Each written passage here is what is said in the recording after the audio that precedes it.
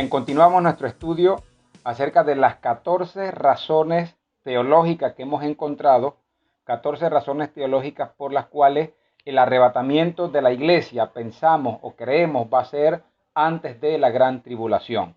Entonces, vayamos a hacer un recuento solamente de las tres primeras que vimos en el video anterior. Número 1, porque es la única postura que brinda esperanza realmente a la iglesia, según 1 de Tesalonicenses capítulo 4, versículo 13, donde el apóstol Pablo habla de que esta esperanza, dice, es distinta a la gente que no conoce de Dios. Él está hablando de una esperanza nueva. Número 2, es la única postura que produce el querer vivir una vida santa, porque si usted está esperando al Señor en este momento, usted dice, pues voy a vivir una vida santa. Número 3, es la única postura que realmente libra a la iglesia de la ira venidera y de la hora de la prueba que ha de venir sobre los moradores del mundo entero. Y esta la apoyamos en Apocalipsis capítulo 3, versículo 10, en Primera de Tesalonicenses capítulo 1, versículo 10, Primera de Tesalonicenses capítulo 5, versículo 9 y Romanos capítulo 5, versículo 9, donde se nos habla de que vamos a ser librados de la ira venidera. Vamos al punto número 4, que es el punto que nos compete en este video. Nosotros creemos en este número 4, en este punto número 4, razón teológica 4, que la segunda venida del Señor y el arrebatamiento de la iglesia son dos eventos distintos. Son dos eventos distintos. Número 1, la segunda venida de Cristo es después de la gran tribulación donde todo ojo le ve. Pero el arrebatamiento de la iglesia es cuando la iglesia es librada de la ira venidera, es la esperanza bienaventurada que habla Pablo, que va a ocurrir antes de la gran tribulación y la iglesia va a ser tomada en nubes de gloria para ser llevada al cielo y estar allá con nuestro Señor y disfrutar de las bodas del Cordero, de la cena del Cordero, de ese tiempo allá, mientras en la tierra están los acontecimientos de la gran tribulación, que es el juicio de Dios sobre el mundo entero, y también después Satanás también que incursiona en guerras y en destrucción también en este mundo. Entonces nosotros creemos que son dos eventos diferentes. No es como algunos en su postura dicen que estamos creando una tercera venida de Cristo, porque estamos creando dos venidas de Cristo al final y solamente se habla de la segunda venida. Efectivamente, la segunda venida de Cristo va a parecerse a la primera venida de Cristo. ¿Cuál fue, pastor, la primera venida de Cristo? Cuando el Señor nació de una virgen, de María en la tierra, y toda la gente lo vieron, caminó entre nosotros, vivió entre nosotros. Pues la segunda venida de Cristo será similar, todo ojo le va a ver. Pero en el arrebatamiento de la iglesia cuando es llevada en nubes de gloria, esto no es la segunda venida de Cristo, sino es la esperanza bienaventurada, es ser librados del periodo de la ira que ha de venir sobre los moradores de la tierra. Lo apoyamos en muchos textos, pero voy a decir dos textos que son para mí muy importantes. Tito capítulo 2, versículo 13, cuando el apóstol Pablo le escribe a Tito, capítulo 2, versículo 13, leo, dice el apóstol Pablo, aguardando la esperanza bienaventurada y la manifestación gloriosa de nuestro gran Dios y Salvador Jesucristo. Está hablando de dos eventos que estaban aguardando. ¿Qué estaban aguardando la iglesia? Dice, tenemos que aguardar la esperanza bienaventurada. ¿Y cuál es la esperanza bienaventurada? Ser librados de la ira venidera. Y la manifestación gloriosa de nuestro Señor. Ya está hablando de una manifestación cuando alguien se muestra a sí mismo y todo ojo le ve. Entonces Pablo está hablando de dos posibles eventos. Y digo posibles eventos porque son teorías en la investigación teológica que tenemos de este hecho. Vayamos a otro pasaje más donde Pablo también habla de dos posibles eventos.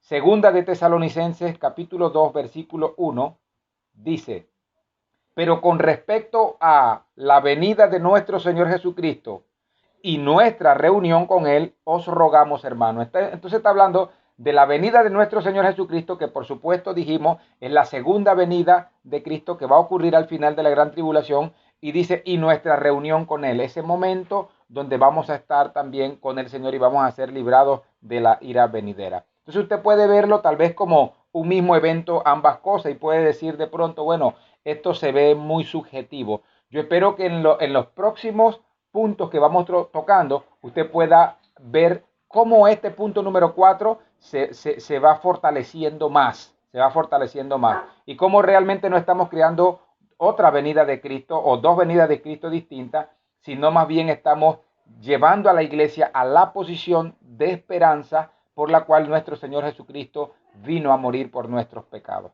Vayamos entonces a la quinta, razón por la que creemos que la iglesia va a ser librada de la gran tribulación antes de ella, antes de que inicie la gran tribulación, va a ser arrebatada, va a ser librada de esto. Bien, es porque es la única postura que da como resultado una iglesia evangelizadora. La iglesia, ¿por qué se moviliza y está evangelizando y está hablando a otros de Cristo? ¿Por qué lo hace con tanto ahínco, con tanto fervor?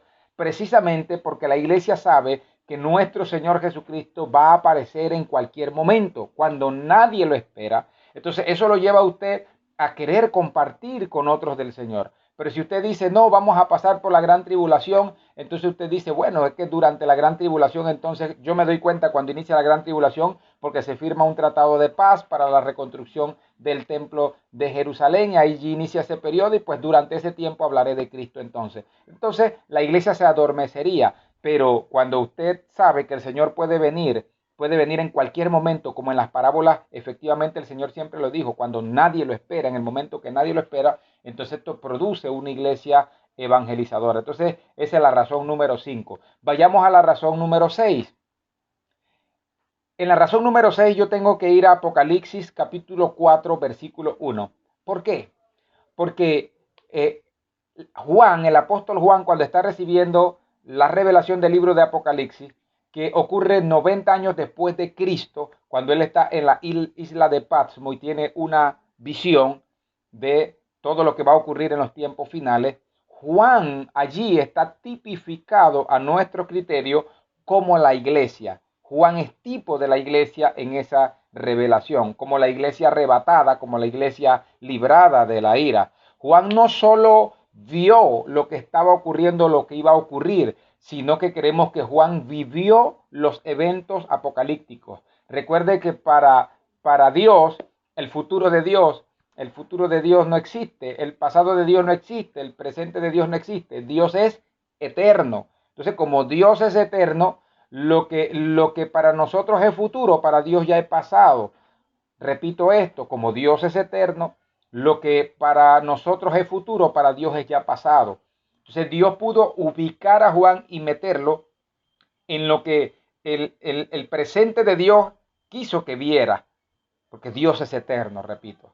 Entonces Juan no estaba viendo lo que iba a ocurrir, sino que Juan estaba viviendo en ese momento lo que estaba ocurriendo en ese tiempo. Y quiero explicarme bien allí. Entonces Dios puede ver el pasado, el presente y el futuro y vivirlo de forma simultánea. No es que Dios va a ver lo que va a ocurrir, es que Dios puede estar allá donde está ocurriendo en ese momento, porque Él se puede desplazar en todos los tiempos, en todas las edades, porque Él es eterno. Así que Él toma a Juan y lo lleva en ese recorrido de línea de la eternidad, lo lleva para que Juan no solo visualice, sino viva también con sus ojos, con carne propia, lo que estaba ocurriendo o lo que va a ocurrir en respecto a la iglesia, respecto a nosotros, lo que va a ocurrir respecto a Dios, lo que estaba ocurriendo. Entonces Juan tipifica, en nuestra postura número 6, Juan tipifica a la iglesia arrebatada. Vayamos a Apocalipsis capítulo 4, versículo 1 para apoyar esto. Apocalipsis capítulo 4, versículo 1 dice, después de esto miré y he aquí una puerta abierta en el cielo, y la primera voz que oí como de trompeta, hablando conmigo, dijo, sube acá y yo te mostraré las cosas que sucederán después de estas. Entonces, cuando estoy viendo esto aquí es interesante, porque no solamente dice vi una puerta abierta en el cielo, sino que le está diciendo que la voz que escuchó era una voz como de trompeta. Y efectivamente, esa voz como de trompeta es lo que nos dice a nosotros precisamente de que es un tipo de la iglesia, es un tipo de cómo la iglesia en los últimos tiempos va a ser tomada y llevada en nubes de gloria. Cuando usted analiza todos los pasajes en que la Biblia habla precisamente de la venida de nuestro Señor Jesucristo, también del arrebatamiento de la iglesia, siempre se mencionan también trompetas, y eso es muy importante para analizar. Y así que esa trompeta que está sonando allí no es una trompeta de casualidad, sino que más bien es una trompeta que tipifica ese sonar de la trompeta en el que los muertos en Cristo van a resucitar primero y nosotros vamos a ser arrebatados. En la segunda venida de Cristo, por supuesto, también habrán algunos sonidos de trompeta, y todos ellos son símbolos de anuncios de la venida de nuestro Señor Jesucristo.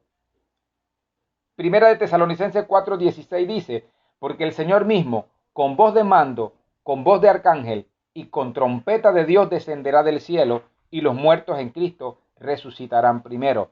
Cuando Juan está allí en Apocalipsis capítulo 4, versículo 1, Juan, que es tipo de la iglesia a nuestra consideración, está diciendo que él estaba escuchando, dice, después de esto miré aquí una puerta abierta en el cielo, y la primera voz que oí, como de trompeta, habló conmigo y me dijo, sube acá. Entonces Juan estaba viviendo los acontecimientos y es el tipo de la iglesia que es arrebatada y librada de la ira. Entonces, después que Juan está hablando con las iglesias o a las iglesias y le está dando un mensaje a la iglesia, Juan es llevado en nube de gloria, sube al cielo y ve los acontecimientos. Desde el cielo está viendo los acontecimientos que ocurren aquí en la tierra. Entonces, eso es muy importante para cada uno de nosotros, para que los tomemos muy en cuenta. Ese es nuestro punto, precisamente el número 6. Juan para nosotros tipifica a la iglesia arrebatada y a la iglesia librada. No solamente fue llevado a ver los hechos, sino que vivió los hechos. Número 7, y este se va incrementando. Note cómo se va incrementando las razones y cómo vamos profundizando, y tal vez si usted tenía dudas al principio, espero que mientras las razones de los videos le van llegando a usted, usted pueda analizarlos, pueda escudriñarlos, pueda buscarlos en su Biblia y puedan darle mayor fortaleza de la fe y de la esperanza de ser librados de la ira venidera. El número 7, nosotros pensamos que la iglesia va a ser arrebatada antes de la gran tribulación porque la sangre de Cristo es suficiente para perdonar los pecados de la iglesia y de la humanidad. Las demás posturas, la que dice que va a ser librada a mitad o al final, se apoyan mucho en textos bíblicos que dicen que es importante pasar por la prueba, por la tribulación, porque produce paciencia, que si Daniel fue librado de los leones, que si los amigos de Daniel fueron librados del horno de fuego, que si José estuvo en la cárcel y luego fue librado de ese periodo, que si Cristo tuvo que pasar un periodo de angustias hasta ser llevado a la cruz y resucitar al tercer día, ellos asumen de que por esas razones la iglesia, ¿quién sería la iglesia para no ser purificada durante el periodo de la gran tribulación? Que necesitamos ser purificados allí, que eso va a producir un despertar ese momento de prueba. Pero hay dos cosas que yo señalo y divido aquí. Una cosa es que la iglesia sea perseguida por el enemigo, por el diablo, por el enemigo de la iglesia, que no quiere que se predique del evangelio. Una cosa es el propósito de Dios en la vida de José, que el enemigo quería destruir a José porque José tenía un destino profético, así que Dios permite que José sea llevado por un periodo de prueba para luego librarlo. Igual con Cristo Jesús, igual con todos los demás que pasaron esto. Pero no es lo mismo esto que la ira venidera del Señor derramada sobre la tierra. La ira venidera de Dios o la ira de Dios nunca se derramó sobre José, nunca se derramó sobre David, nunca se derramó sobre su hijo. No fue la ira de Dios la que se derramó allí. No, para nada. En el propósito de Dios, Dios permitió estos momentos de prueba y de angustia. En Jesús, por ejemplo, Él llevó nuestros pecados. El castigo de nuestra paz fue sobre Él. Sí, en Jesús es el único que podríamos decir que se cumplió ese momento donde el juicio de Dios determinado sobre los moradores de la tierra tuvo que tomarlo en sus hombros y llevarlos allí y ponerlos por nosotros. Es el único caso, es el único caso, es el único caso. Los demás no, los demás fueron momentos de prueba que vivieron la persecución del enemigo sobre la humanidad, sobre los santos, sobre los escogidos de Dios, y Dios permitiendo estos hechos para que ellos fueran perfeccionados. Pero el evento este que estamos mostrando nosotros en el número 7, lo que va a ocurrir de la gran tribulación es distinto. Es la ira de Dios derramándose sobre los moradores de la tierra. Si nosotros tenemos, finalmente, para salir de este punto, si nosotros tenemos que pasar por la gran tribulación para poder ser perfeccionados y poder ser salvos, entonces hacemos inmunda la sangre de Cristo. La sangre de Cristo no tiene ningún valor porque haber llevado nuestros pecados y haber sufrido nuestro Señor Jesucristo en sí, el juicio de Dios, para que nosotros no lo tuviésemos, no sirvió de nada. Al final el juicio de Dios igual va a caer sobre nosotros y para mí esto es como crear un tipo de purgatorio, un tipo de lugar donde tengo que ser muerto, perseguido, y no solamente por Satanás, porque siempre Satanás ha perseguido y matado cristianos y perseguido a la iglesia, sino que la ira de Dios tiene que caer sobre mí. Entonces, ¿para qué el juicio de Dios cayó sobre Jesús? Para que Él llevara mis pecados. ¿No fue para librarme a mí de pasar por esto? Entonces, es un momento de reflexión importante. La sangre de Cristo, en el punto 7, entonces, es suficiente para perdonar a la iglesia. Es suficiente para perdonar a la iglesia. No necesito un purgatorio, no necesito que la ira de Dios caiga sobre mí para que me perfeccione. No necesito eso. Necesito más bien la sangre de Cristo y su misericordia en mí. Los pecados que yo cometo producen, por supuesto, producen en mí los pecados un juicio, producen que si no me arrepiento vaya a un castigo eterno, a un lago de fuego. Claro que la ira de Dios se desatará sobre mí si no me arrepiento de mis pecados y el pecado me va a alcanzar con sus consecuencias. Pero cuando ya yo soy la iglesia, cuando soy librado de este mundo, es trasladado al reino de nuestro amado Señor Jesucristo, entonces Él pagó mi culpa, Él pagó mis pecados, Él sufrió el juicio de Dios para que yo no lo sufra. Si tengo que pasar el periodo de gran tribulación, repito, para poder ser salvo y librado, entonces la sangre de Cristo pareciese que no tuvo un valor significativo en la cruz del Calvario. Vayamos al punto número 8. Las otras posturas no pueden ubicar el momento del arrebatamiento. Solo nos dicen a la mitad o al final, pero no pueden ubicarlo. ¿Sabe por qué no pueden ubicarlo? Simple y sencillamente porque cuando comienzan a ubicarlo en algunos pasajes se dan cuenta que los eventos proféticos entonces no concuerdan. Por ejemplo, algunos dicen que los dos testigos que en el capítulo 11 de Apocalipsis se habla, que predican sobre el mundo entero y están en Jerusalén predicando a todos los moradores de la tierra que pueda llegar su mensaje. Estos dos testigos, la Biblia dice en Apocalipsis 11 que son muertos por el gobierno del anticristo y son crucificados en la plaza de Jerusalén por 3 días y medio. A los 3 días y medio, ellos inmediatamente se levantan, escuchan una voz, resucitan, escuchan una voz que les dice sube acá y ellos son llevados en nubes de gloria y hay un gran terremoto. Entonces ellos dicen que estos dos testigos son precisamente Israel y la iglesia. Ellos están hablando de que estos dos testigos, otros dicen simplemente los dos tipifican a la iglesia. Pero hay un problema, no se escucha una voz de trompeta por ningún lugar. Y la trompeta que suena 3 versículos después de que son arrebatados o que son llevados. Entonces estos dos testigos no pueden representar a la iglesia. Además, si estos dos testigos representan a la iglesia, los eventos proféticos allí, cuando usted los lea, cuando vea nuestro video de la gran tribulación, se dará cuenta que no encajan para nada. Ubicarlo al final tampoco encaja. ¿Por qué, pastor, no encaja al final? Porque si el arrebatamiento de la iglesia se da al final, número uno, la iglesia va a sufrir toda la ira de Dios, va a sufrir toda la ira del enemigo, también de Satanás. Y luego de eso, entonces al final, cuando el Señor aparece y todo ojo le ve, la iglesia nunca es arrebatada. Nunca es arrebatada porque el Señor viene en nubes de gloria y la Biblia dice que Él va a descender y va a descender sobre Jerusalén, allí pondrá sus pies y allí establecerá su gobierno por 1000 años. Entonces la iglesia realmente nunca fue arrebatada, nunca fue llevada a la esperanza bienaventurada, nunca fue librada. Entonces ese es un problema teológico que las otras posturas no pueden colocar. Al menos que algunos digan, por ejemplo, como han tratado de forzar, de que la iglesia va a ser rápidamente arrebatada y cuando la iglesia es arrebatada, inmediatamente la iglesia va en el aire y ahí mismo viene nuestro Señor bajando, la recibe, la transforma, la cambia, le cambia los vestidos, están en la boda del Cordero, en la cena del Cordero y todo va a ser tan rápido, inmediatamente bajan. Entonces no tiene sentido ver que la iglesia sube, no tiene ni tiempo en la boda del Cordero, no tiene tiempo en la cena, no tiene nada, sino que simplemente sube, eso acontece tan rápido y bajan inmediatamente para establecer el gobierno milenial de Cristo en la tierra. Entonces no tiene sentido. La postura del arrebatamiento de la iglesia antes de la gran tribulación.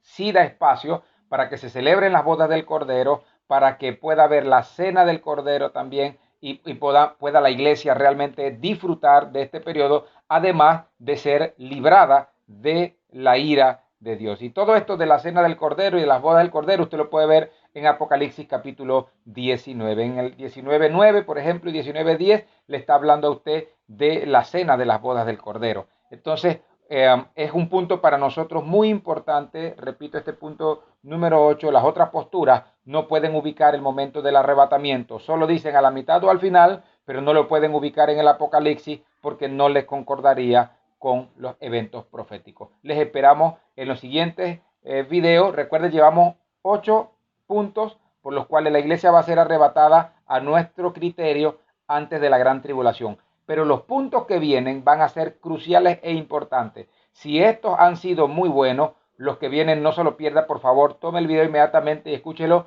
porque son casi irrefutables. Son posturas muy fuertes del arrebatamiento de la iglesia antes de la gran tribulación, respetando siempre la posibilidad de nuestros hermanos que tienen otra forma de pensar y sus posturas también. Lo que podemos asegurar es que el Señor al final va a venir por todos nosotros. Les esperamos en el siguiente video.